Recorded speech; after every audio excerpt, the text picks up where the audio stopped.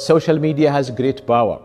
It can bring people together across physical boundaries. It can also breed hatred and intolerance. We are pleased Facebook and Twitter are promising action and that they have made new rules to fight hate and bigotry. Banning all posts about Holocaust denial is a good start. Now social media companies must do more. Currently, 1 in every 1,000 shared posts amounts to hate speech.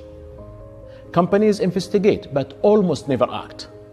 75% of the time, they allow the content to remain on their platforms. Muslims around the world suffer disproportionately.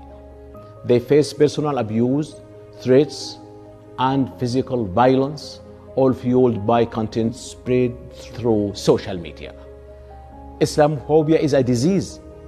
Social media cannot be the incubator. Facebook and Twitter can and must do better. The Muslim World League is launching the Reject Hate campaign. We are calling for zero tolerance for hate speech targeting Muslims. Zero tolerance for hate speech targeting any adherents of any religion. Join us in our campaign to reject hate in all forms. Help us create a more peaceful and tolerant world.